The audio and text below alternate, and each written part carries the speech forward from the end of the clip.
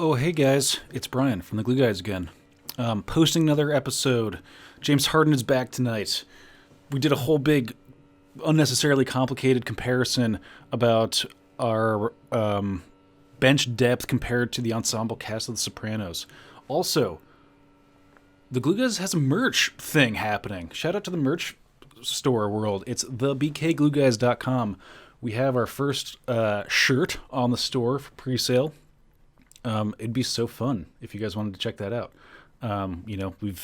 This is our first foray into this. I think there's going to be a whole lot more stuff like this in the future if it pops off. So just trying some stuff. Business, marketing. Anyways, thank you so much for hanging out and smushing follow and smashing a like if that's your prerogative.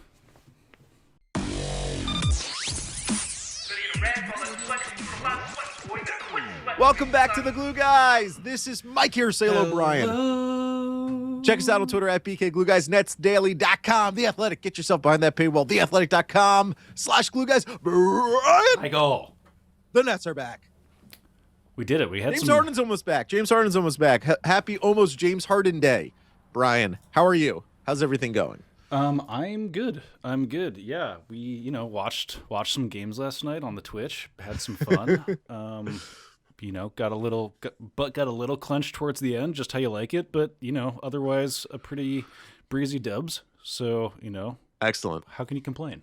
All is right in Nets land. That's right. Blake Griffin's incredible. The Oh. the greatest pickup in the history of buyouts. Blake Griffin, Nick Claxton.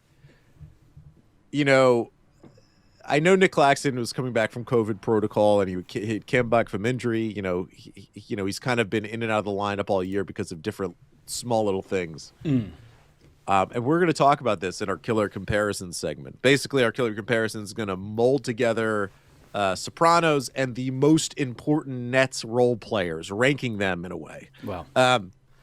Claxton, it's been said before, his defensive versatility is bonkers. Wow. Buddy. He in a single game will go against Nikola Vucevic and then go against Zach LaVine and go against Kobe White and just be on them, sticking on them like a nice hot cinnamon sticky bun. It's Auntie Anne's.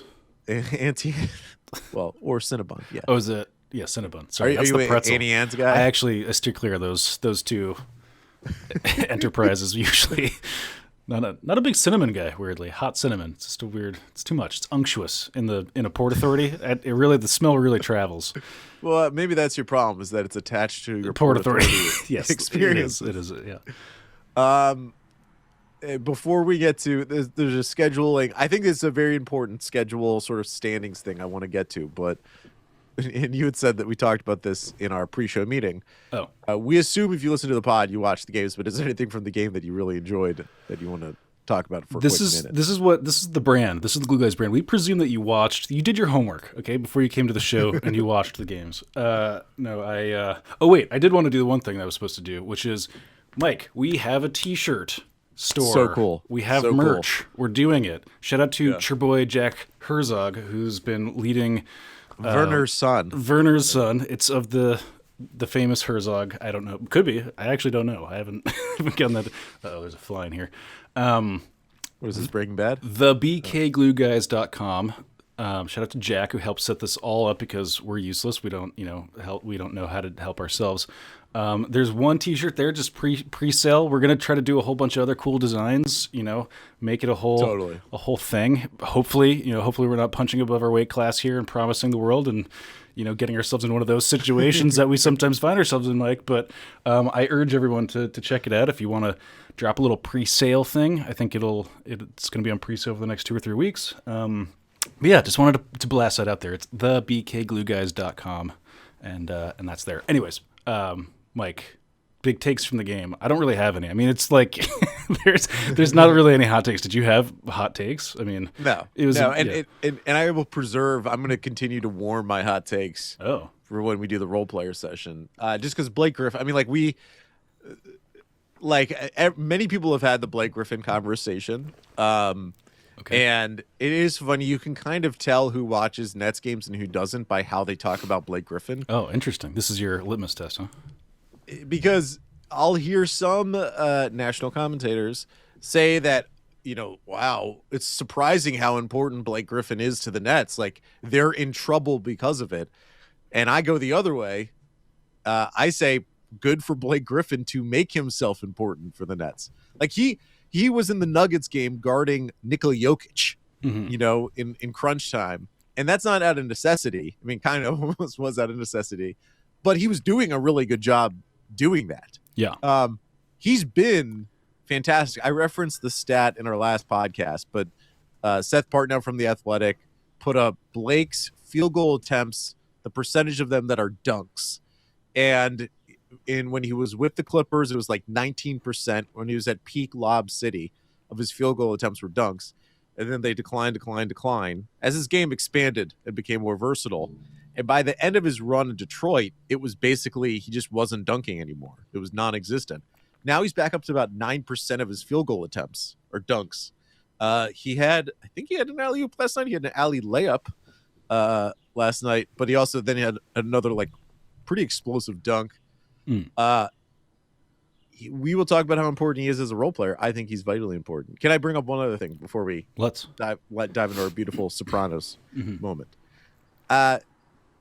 I said last show that the 3 seed, 2 seed debate doesn't matter. And I don't know if I'm going to amend it. I don't know if I'm going to put an amendment up for an election and for people to vote on a new amendment into the Constitution. I think that's how amendments happen, right? Yeah. Voted on. But this is the playoff scenario right now. So most teams in the NBA only have three games left in their season. Because the Knicks lost last night to the Lakers in overtime, there's a 3-way tie for 4, 5, and 6. The Knicks, because of tiebreakers, are currently 6. The Nets are the 2 seed right now. They're a game up on the Bucks, but the Bucks have the tiebreaker over the Nets. So the Nets really do need to win the remaining 3 games on their schedule, because if they lose one and the Bucks win the rest of them, then the Bucks become the 2 seed and then the Nets become the 3 seed. Here's the Nets schedule: Spurs, Bulls, and Cavs. The Bucks play the Miami Heat in a very important game, which I'll explain later. Then they play the Bulls and the Pacers probably are still trying to win games, even though they're pretty bad. This is what's interesting, Brian. This Bucks Heat game, I think it's tomorrow night, is Bucks Heat. If the Heat win, they basically not lock up the 4 or the 5, but they make it so that it's going to be really hard for the Knicks to overtake them. And if the Heat win, it really helps the Nets, because the Nets' schedule is easy. The Spurs are the toughest team, but it's another Bulls game.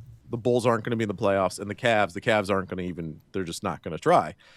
And so it gives the Nets a little bit more cushion, and it puts the Heat more into that 4-5 matchup.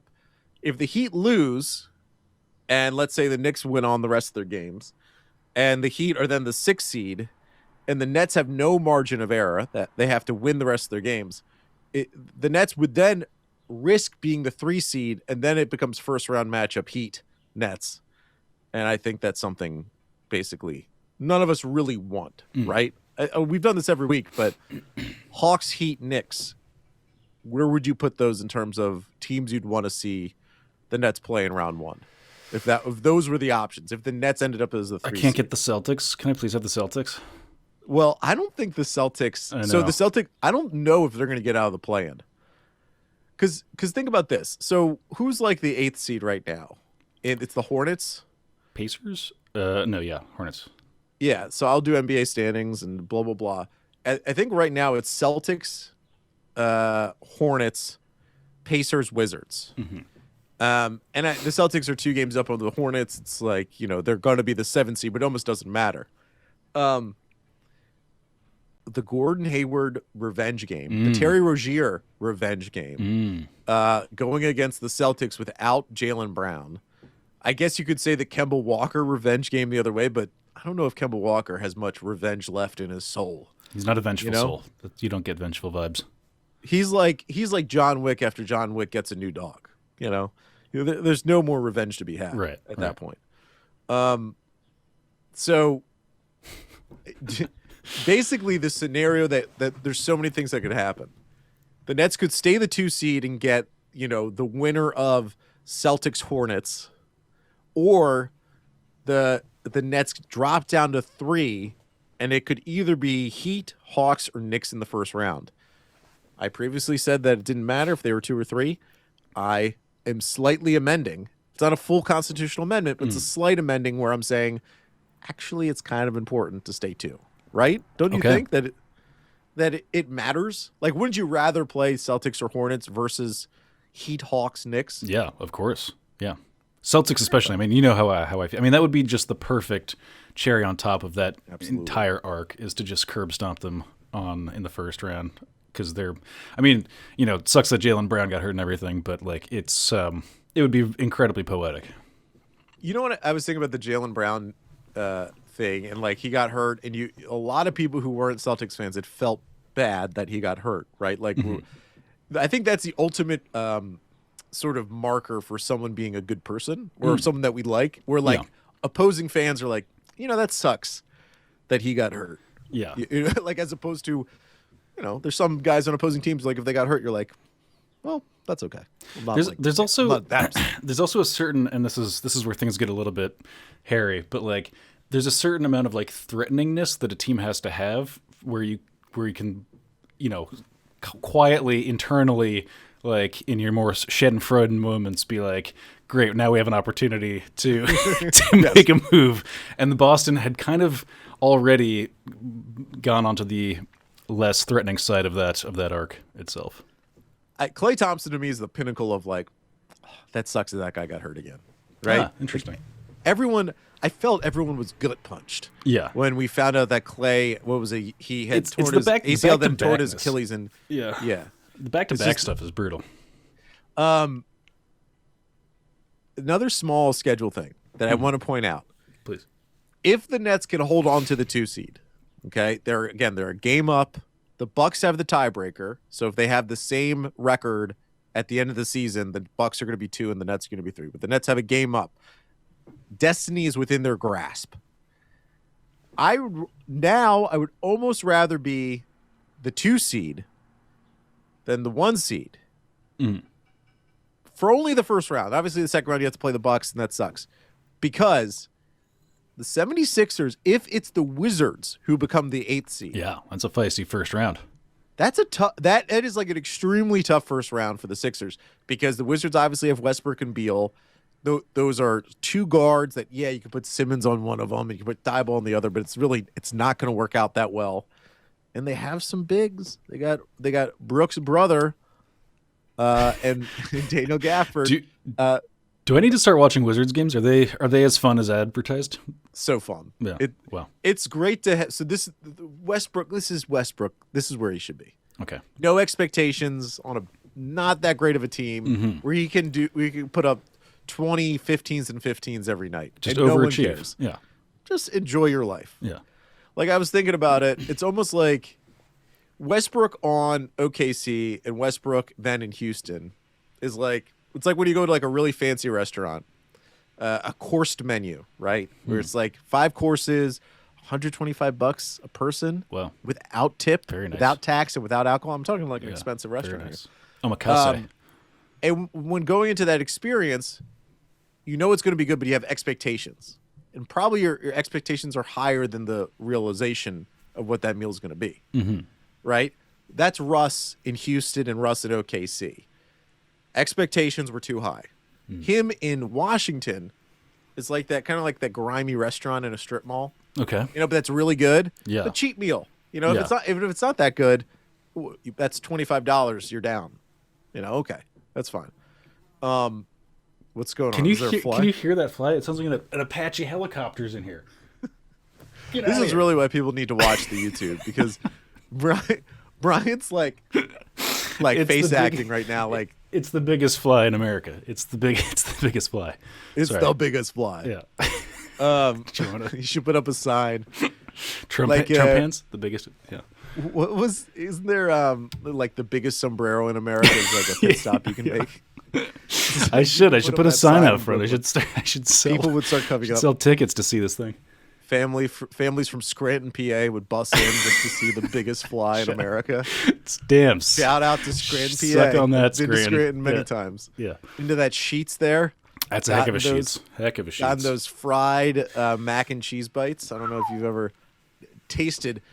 But yeah, no, Wizards are fun. Yeah. But obviously, if you're the Nets, you would have wanted to be the number 1 seed. There's no shot.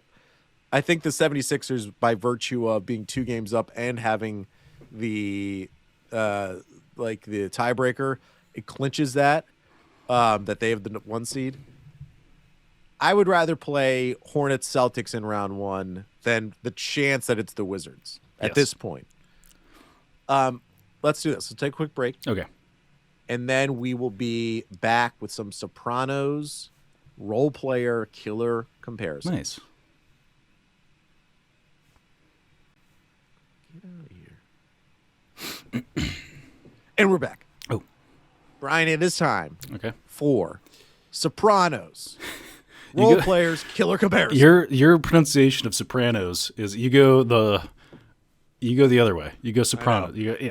It's a bagel thing. Do you know you're conscious of you're doing that it'll trigger someone? Okay, good. Everyone is mad. Everyone is turned off the pod. Good. Explain to people kind of what we're doing. It's a bit of a a leap, you might say. But what we were thinking about is like, okay, let's rank the importance of each individual role player on our ensemble cast. What else is like an ensemble cast? There's been great ensemble casts in the past. We've already done the Game of Thrones. We've already done the Marvel universe. What did we miss that everyone's seen? Hopefully enough people have seen that this will make sense. Is The Sopranos. And I think that there's a lot of good comparisons here to draw as we go through the list of Nets players and what we kind of expect their roles to be throughout the narrative arc of these 2021 playoffs. Mike, was that a good summary? Yeah, and I think we're comparing not Tony and Carmella. No, right, because KD and Harden and Kyrie are not on this list. So Tony and Carmelo and Carmella and AJ are not on this list. AJ's number 3. AJ. I was wondering who the third most important Sopranos character is. And Meadow is not going to be on this list. I mean, it's probably Michael Imperioli's character, right? That is number 3, but he's on the list. It's tough. I kind of he's in play. He's part of the I don't know who would be it's really just Tony and Christopher. Christopher's on my list. I got Christopher's. He's a part of the ensemble. This little picture. One of the references that we have is Screen Rant's ranking of best characters, and the picture for AJ Soprano is horrifying. It's like old AJ, with a slight goatee. They just ranked that whoever wrote that is a psycho. Let me just say that, because they have AJ as like the 3rd best character on the show, who is by far every AJ scene is just slow torture. Carmella is 6th. I know. Who's maybe the best character on television, ever. It's like when people rank, I don't know, like Bob Cousy in the top 5 in greatest NBA players of all time. Right. Like, what are we talking? Bob Cousy shot like 20% from the field. Look it up. Horrible. He was horrible. I know, it was probably great. But he could dribble out that clock like a look up his stats. Like a whippet, like a like a hot pistol. So we're pulling from any part of the Sopranos universe that we want to. And here are the players for the Nets that we're going to compare or could compare: Blake Griffin, Bruce Brown, Jeff Green, Joe Harris, Spencer Dinwiddie, X Factor, Shamet, Claxton, DeAndre Jordan, and is TLC even making it? I have TLC on there. Do you want me to just start with TLC because it's a funny, quick one? Yeah, tell me. It's Feach Lamana.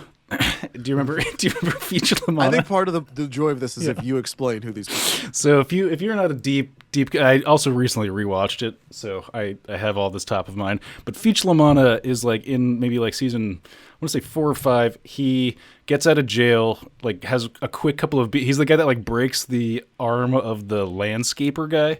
And then, like, he pisses Tony off, and they set him up to go back into prison, like, relatively quickly. That's sort of how I feel about TLC. I'm gonna look up as we're talking about all this. Yes. Is this the person who is the actor who was also in The Matrix, like the guy who turned coat? No, that's Joey Pants. That's Joey Pants. He plays Ralph Cifaretto in the show. So you don't know. So so you're not super hip to the Sopranos world. You're hip enough. You're hip enough. I'm hip enough, but that was enough of a pull. I mean, I'm here at like the top. That was I mean, TLC. I like know who's in the show, but right. not more than that. Fair. But I like that. Yeah. Okay, so you think he's that level of? I think you're not going to see a whole lot of TLC in the playoffs. Yeah, I think. And when you do see him, it'll be briefly, and then he'll be banished back. From where he came. Again, friend of the show, love TLC. It's just not. It hasn't been his year. Been his year. Yeah. I don't think it's. I think if something's gone wrong, if Tender Loving Care is getting a bunch of run in the playoffs, that would be my estimation. So I think he's like of the.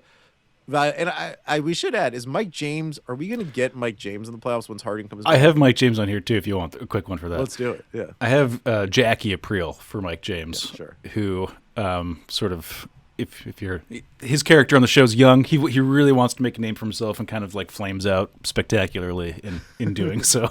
Hate Mike James. Yeah. Oh this is the Lord. meme. Yeah. He's trying to do quite a bit. I even watching the Bulls game last night. Am I alone in this? I can't be. I can't possibly be alone. He was out there. Dude, he was kind of out there almost in crunch time. Definitely in crunch time when we were losing in crunch time again, and he's still, even though he's got the cup of coffee is turning. It's 10-day-old cup of coffee he's got in his hand. He's still chucking threes in the fourth quarter. It's crazy. Sorry. Okay, so I think Mike James and TLC are. I mean, obviously there's other players in the roster, but like we're not going to talk Reggie Perry at this point. No. Yeah. So I would put them at the bottom. So here's who just above, and we can talk about the comparison to the Sopranos. So I would say 10 is Mike James, 8 is TLC, 9 is Mike James, 7 to me is Shamet in terms of importance in the playoffs. And I'll let you do the comparison. But Shamet is good, and he will get his minutes, and he will have a valuable role. But I don't like, he just doesn't. He's not going to like forever alter the fabric of Nets history. He may hit a big shot in a certain moment. I'm not doubting that. But his value to the team, specifically in the playoffs, isn't that high. He's going to be there. He's going to get minutes. He should be out there. It's just not that high. I'm a little sad that the Landry Shamet breakout month that seemed to be happening maybe 6 weeks ago just completely dead ended recently. I don't think about Landry Shamet at all anymore. Like, he's just not. He's not a focal point on either side of the ball. Oh, Mike, something happened? No, bro. Oh, I thought you made it look you keep I thought you got a hot tweet. I'm gonna sometimes. Yeah, you gotta go do your thing. I'll tell you if I get it. You've got breaking news. I was looking at a message on my phone. Like, my wife just sent me just a contact information for someone. I was like, oh my god, what is? Who am I? But I know who this person emergency is. Contact. Anyways, the Shamet experience was there hasn't been a continuation of the excellence that we saw a couple weeks ago, and that's been said. Yeah, and he's gonna get minutes. If he's having a hot game from 3, I could see him out there in crunch time, because you could have a Harden, Kyrie, Joe Harris, KD, Shamet lineup that's just all shooting, all spacing, and guys that kind of fly around the floor. You can do that at times if Shamet's playing well, but he's just not going to be that important if Harden is healthy, if Kyrie's face isn't all busted up, and Spencer Dinwiddie comes back. Yeah. So, I have him as Benny Fazio, who you may not remember, but he is a lesser character. Do you know who Benny Fazio is? Just explain who all these people are. Yeah, he's a lesser character.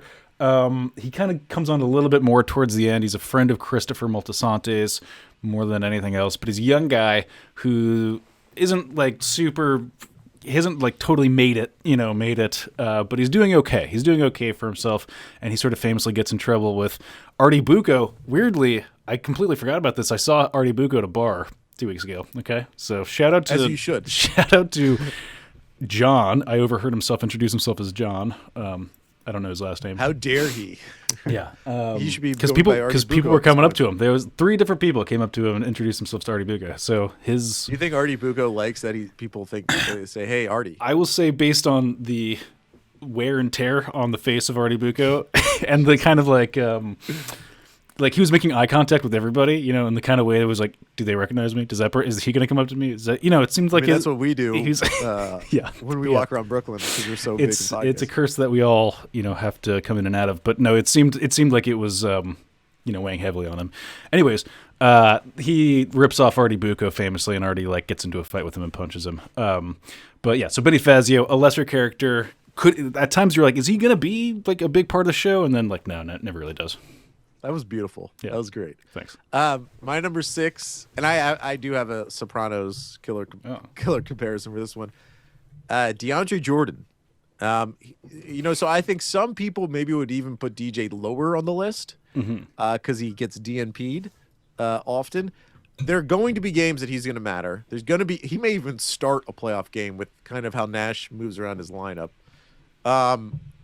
But there will also be times when he just completely disappears. So he is the Russian who disappears in the Pine Barrens. I actually have Spencer as the Russian who disappears in the Pine Barrens. So No, he's going to come back. That's the thing. well, who knows? That's the thing. This is the Russian. Like you're waiting, sort of when you're watching the shows. Like when is the Russian going to pop out? And he never does. But I mean, He comes back when they cut the screen to black. That was Right. the guy who entered the... could be. I have DeAndre as Junior Soprano because well, he plays a big part as like a sort of what. You don't It like seems it? insulting.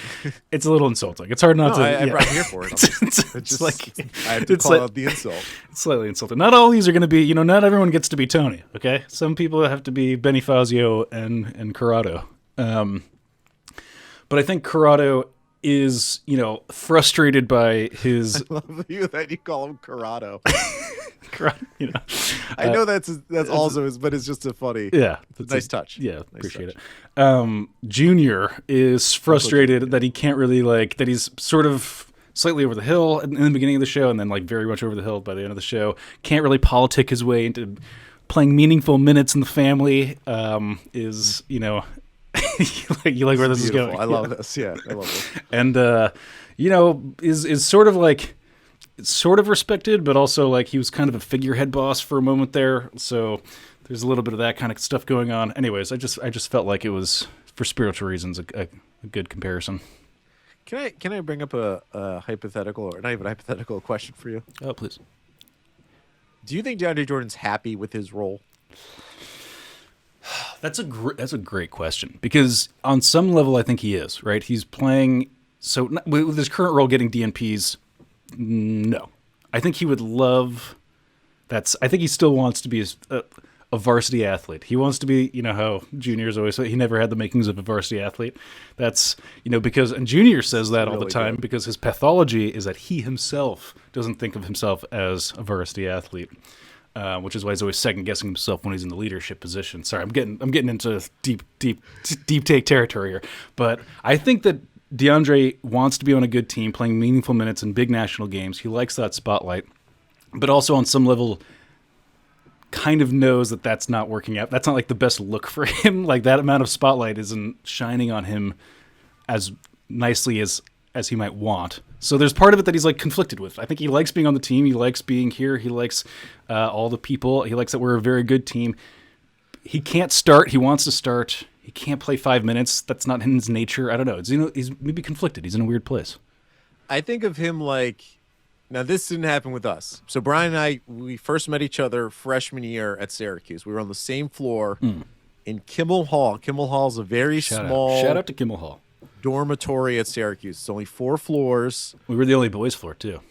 Only boys Come floor. on. Woo, Come risky. on. It 3 was- girls floors. It was a regular American Nothing Pie. happens. American Pie 4. Literally, Yeah. literally, what the most exciting thing that happened with that is that this was peak Grey's Anatomy, and me and 15 of the other girls in the building would watch Grey's Anatomy together in the common area.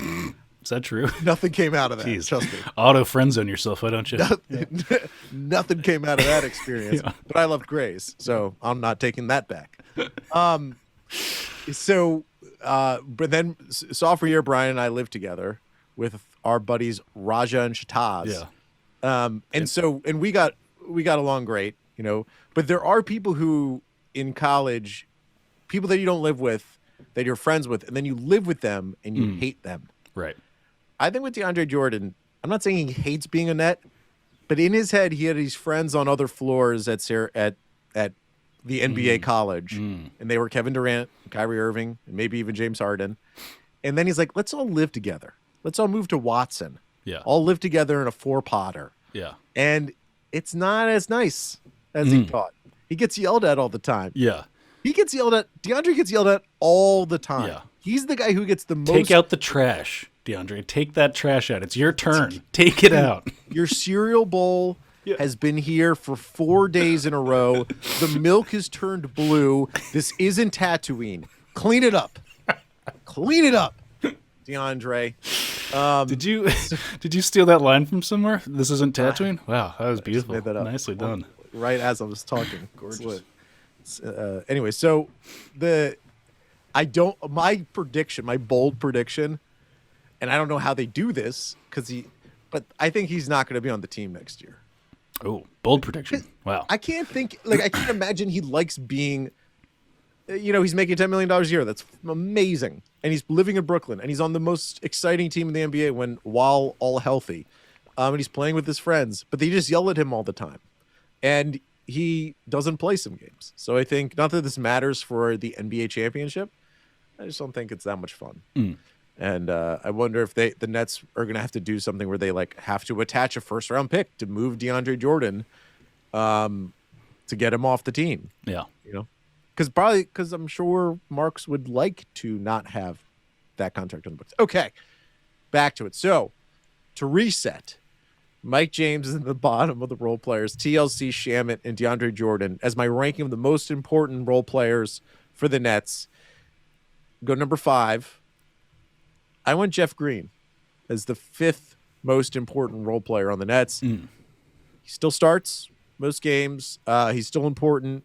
They're not really playing him at small ball 5 anymore. He's actually more of a traditional power forward or even just a wing because KD's out there too.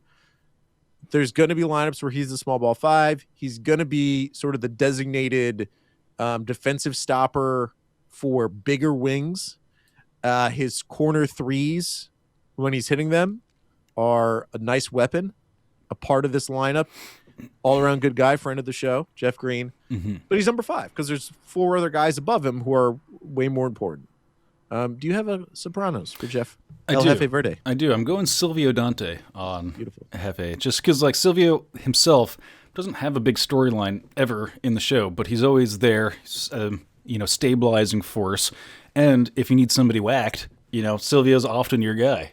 Someone very close to you needs to get hammerjack dunked on. Call up Jeff Green, who'll do that for you.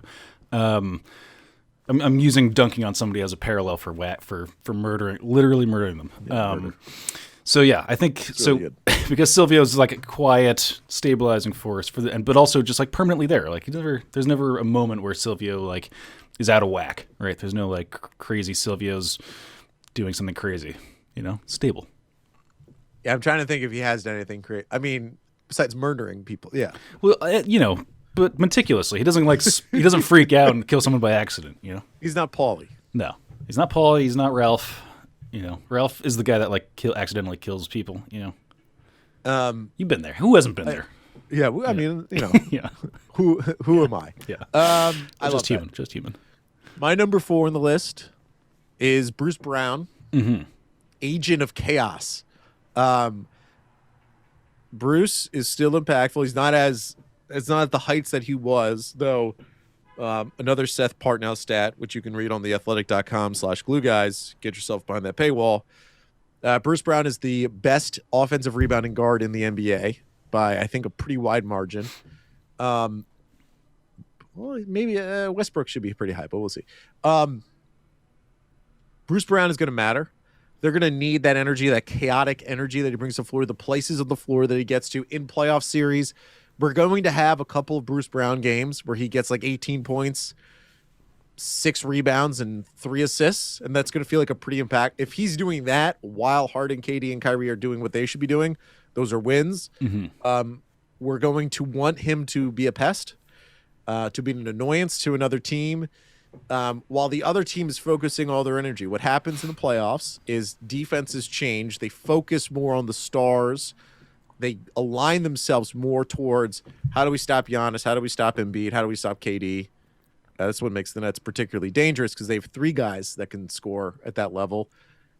You need a Bruce Brown. You need Bruce Brown to kind of be floating there. He's 4 on the list because I think there's 3 other guys above him. Yeah. But he's going to be extremely important. He may not put up big nums. Yeah. He may not be in every episode. But he's going to put up – when he's there, you're going to feel it. Bruce Brown is Furio Junta. Furio Junta. You may remember him from the one season where Tony randomly decided they needed more characters on the show, and they go get him from Rome. They just go, pulls up a flight, a whole bunch of new characters. Let's go pull one back from Rome. Sort of how, like, Bruce Brown just seemed to have teleported into a meaningful role in this team out of the clear blue sky. And to just be a muscle, just to be really just a presence, an enforcer. Maybe have a small crush on some of the other female leads in the show. I don't know. I can't speak Bruce Brown. I can't speak to that. That could be incredibly accurate. Could not. Who knows? He is a friend of the show as well. He's a friend of the show. We'll ask him. But yeah, so that's sort of how I feel about him. He's prominent, but also, low maintenance at the same time. You're not going to hear a whole lot of fuss from Furio Junta. By the way, real quick, while we are speaking now, there's been breaking news in Nets world. Shams Charania has tweeted that James Harden is expected to play tonight against the San Antonio Spurs. James Harden, home game, Nets, expected to play if all goes well in warm-ups, as long as he doesn't tweak his hamstring again. So that's super exciting. I mean, this team, I think the thing I'm most going to look for with Mr. Harden in his comeback, how many minutes does he get in that first game? What's his role going to be? Is he coming off the bench like KD did? Yeah. Are they I imagine they're going to slow play him into this. They're not going to give him 38 minutes right away. Let me ask you this. Is it better for James Harden to, let's say he plays 20 minutes. Should he play those 20 minutes with both KD and Kyrie? Don't you think that's a great maximize that? I hadn't even thought about that, but yes, that makes a lot of sense. I wonder if they'll do it. I hope they do. That would make sense. Yeah. I think, there's 2. I guess there would be 2 schools of thought if you're Steve Nash. Okay, you put them together because you just need to get as many reps of those guys playing together. But because Harden is coming back from injury and getting back in the flow of things, it's almost better for him to be by himself, have the ball in his hands, not worry about anyone else. I think they're going to try to play those 3 together, or at least Harden with KD or with Kyrie. You'd hope. Otherwise, the coaching administration, and Steve Nash in particular, can expect a tongue lashing next podcast. Okay? Okay. Well, James Harden's obviously top of mind. That's exciting. Sure. So we have entered into a prestigious tier for role players. There are 3 role players left. If you are a deeply passionate fan of the Nets, you can probably figure out who those 3 role players are. My third most important role player for the Nets heading into the playoffs is Nick Claxton. Sorry, that was probably loud. Nick Claxton. Yeah. The team's best BEST defender. Best defender. Most impactful defender. The guy who can be on a guard like Zach LaVine and a big like Nikola Vucevic. So you don't really want that to happen too much. No. But he can do it. He can do it all.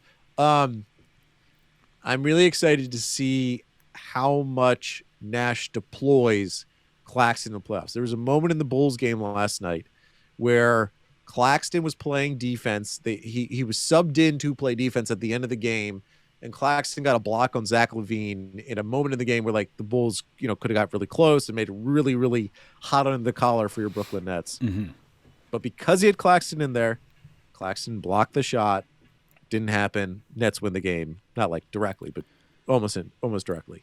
And my biggest concern, and this was happening in the Bucks game, is that if you don't have a rim protector, a dedicated rim protector like Claxton in there, it just becomes too easy when the other team gets by the first line of defense for the Nets, that if they have Joe Harris rotating in to try to deny at the basket, it's like, or Kyrie Irving or James Harden when James Harden's back. So it's like, it is important to have a rim protector like Nick Claxton back there. It's almost, again, why I think DeAndre Jordan could have some impact. So he's my third most important role player. I think if there's going to be times, if he's fully healthy and they can kind of like focus him in on the right role, he's the one sort of guy on the bench that distinctly can have a big impact defensively. Bruce Brown can do it sort of like as the pest. Jeff Green is good defensively because he knows what he's doing and he has all the good rotations. DeAndre is still a quality defender in moments, and Blake, which we'll get to later, can do it. But Claxton's the defensive positive. So he's my number 3 on the list. Did you get a Sopranos? I did. This one was a tough one. AJ Soprano? This one was a tough one for me because Claxton occupies such an interesting space. You know, he's so important, but it feels just incredibly important for this season in particular. Like his what he does is it's just, we're so in need of it. So I have a weird one, but I go Tony Blendetto on this, which is the Steve Buscemi character for that one season where the entire storyline revolves around a minor character in Tony Blendetto and his comings and goings. That's not to say that he's going to end up like Tony Blendetto, who dies, but I mean, not to say that he gets removed from the show or anything. I think Nick Claxton's going to be part of this show for a long time. But this season, he's so disproportionately important relative to his like role. Yes. Also, really Tony Blendetto is like a genius level IQ, whatever. He's like this big potential like asset that's never like he's just like, give me the chance to be like the starter. You know, I want to be a starter. I want to like, give me the card game. I want to own these things. And Tony is slowly letting him get the thing, but Nick Claxton's ready for it. He's got the big brain. He's got the ambition. Like, we need to give him those starter minutes. I think he thinks the same thing. I don't think he's going to fall into the same temptations that Tony Blendetto did that led to his untimely demise. I think he'll be fine, but that's where I'm kind of trying to piece it all together. I don't think I've ever been prouder of you. I think watching you shine in this moment is spectacular. I don't really know half of what you're talking about. Yeah, and I'm worried that this is going to be the common experience for most of the listeners. If you're not into the deep cut Sopranos world, okay, it's our brand. Yeah, it sucks to be them. Yeah. Okay, so we have 2 guys left. Okay. Number 2 on the list, maybe controversial. Oh, Joe Harris. Yeah. Not number 1. Joe Harris is not number 1. But Joe is number 2, out of respect. Okay, out of respect to our elders. Of course, the Nets need his shooting. He is important because he's the 4th best scorer, obviously, on the Nets.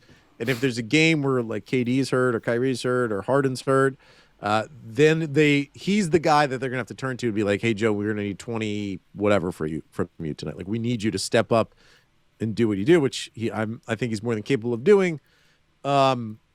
His shooting is extremely impactful. He's not number 1 only because, you know, his best asset, while he's a better defender than what people want to give him credit for, his best asset's offense. And ultimately, if you have the big 3 fully healthy, offense shouldn't be lacking. I think we should all remember what it was like, even without KD, what it was like with Harden. Just having James Harden on your team, you hum. You're a hummingbird offense out there. That's right. You know? That's right.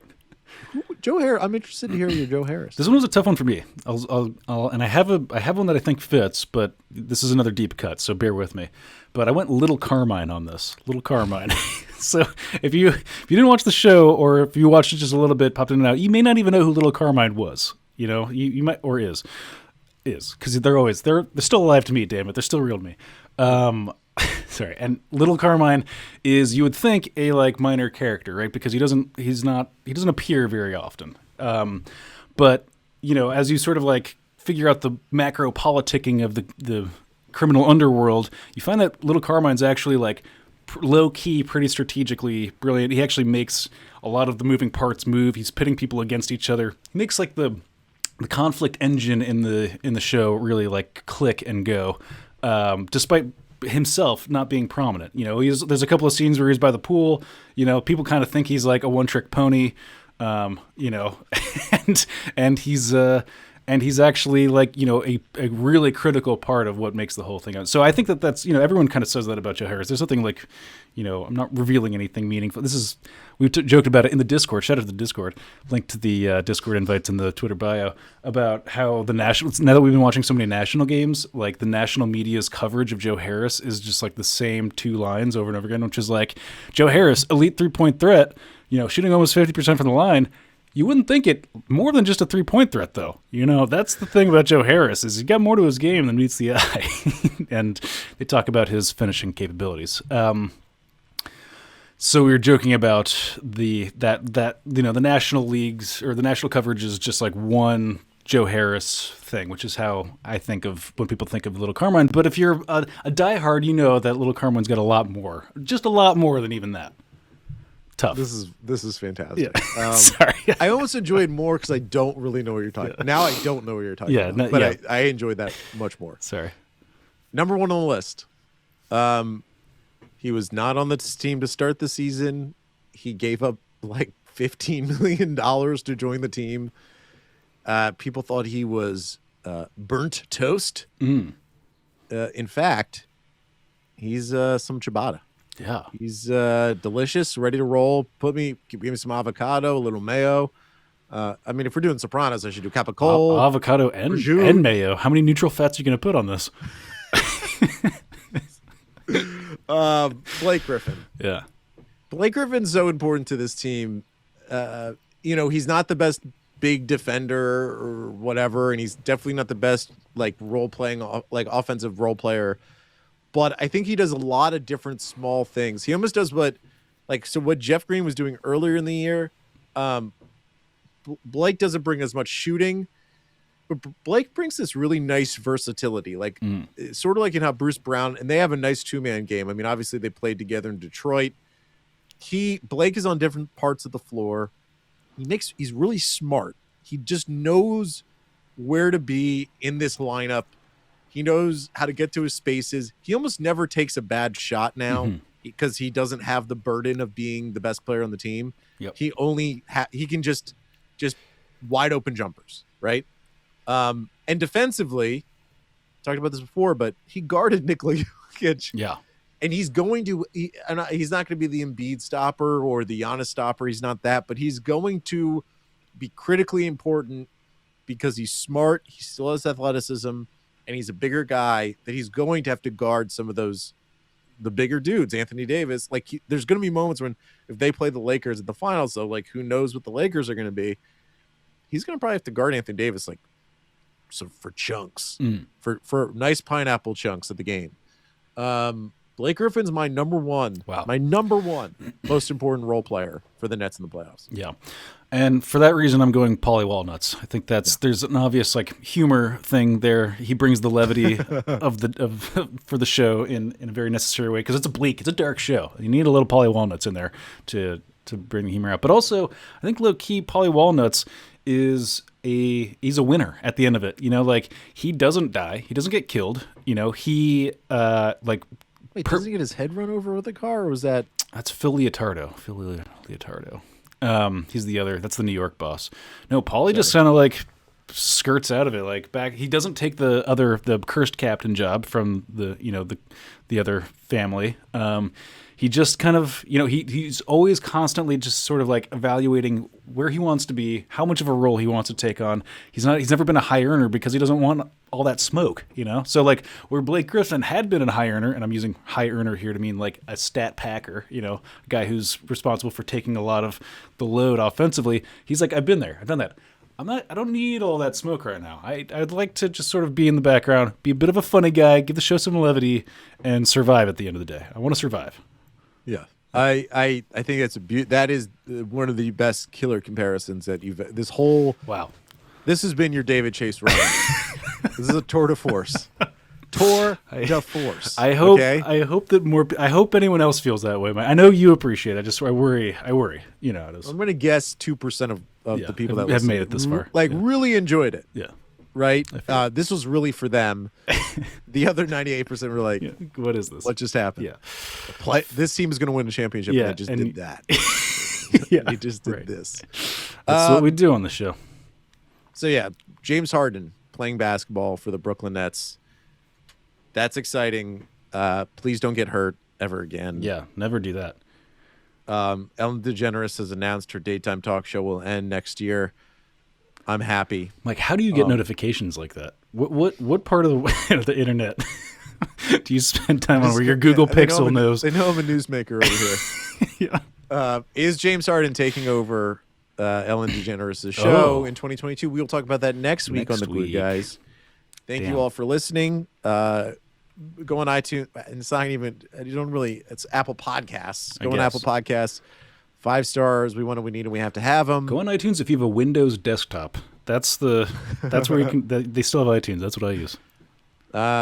Check us out on Twitter at BK Glue Guys. The Discord. Shout out to the Discord. Be in the Discord. YouTube.